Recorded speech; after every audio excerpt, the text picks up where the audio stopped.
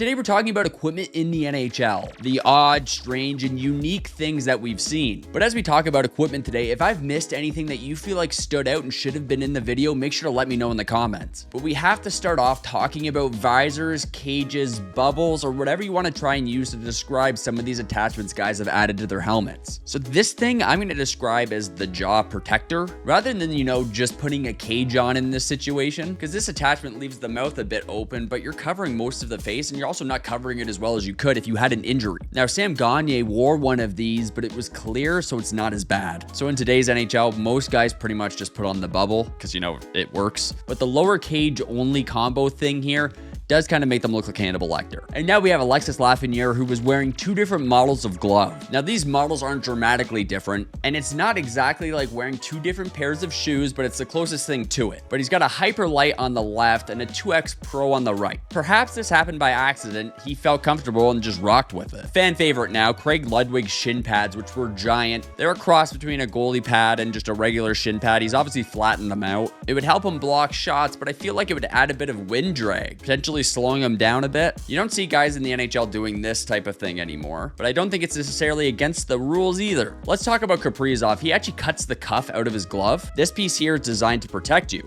but he cuts it out. He just barely restricts your movement like this way, which you're not making that movement a whole ton, but if he feels like he's really free with it and he's comfortable, it makes sense. He's a really good player with good hands, because there are a few players that do it, but Kirill stands out because he also does something else, which we'll talk about later in the video. Jofa helmets have to be in here. Basically, they're plastic with not a lot of protection, but guys love them. And Solani was one of the last guys to be rocking his. I guess he would have to keep repainting them. But generally nowadays, guys are actually trying to wear helmets that protect them. Mark Stone has a very unique tape job where he has this giant knob at the end of his stick. Guys tape their sticks in all sorts of different ways, but it clearly works for him. But we have to talk about a guy who puts none on his, Tyler Bertuzzi. He rocks the little to none style, curves on players' sticks. Now, these aren't necessarily strange, but this next piece is very interesting. A player's stick blade can't have a curve that exceeds half an inch. It's actually against the rules. And Marty McSorley got caught with an illegal curve in the Stanley Cup final. Now, this also happened with Jason Spezza, who tried to hide his illegal stick and grab another one. They grabbed the stick. It's illegal. He gets a penalty. Because everything's a one piece and you can't modify stuff, you don't really see illegal sticks anymore, because also the manufacturers kind of won't make them. Now let's talk about really long sticks and trolling Mike Keenan. So Mike Keenan was the head coach of the Flames. He was complaining about Willie Mitchell's stick, so Willie went out in warmups with the longest stick possible. But the NHL does have rules as to how long your stick can be. Now, if you're super tall, you can get a longer stick. You just kind of have to check in with the NHL about it. Cooperalls were basically pants. You see, pants we have in hockey are more like shorts, but the gimmick of these ones didn't last. And I think the players actually prefer the current system because you can swap out your gear a lot easier. So T-blades tried to change up skate blades. You'd install a custom holder and then your blades were actually interchangeable, so you would swap them out. It's like windshield wipers basically. They wear out and then you get new ones,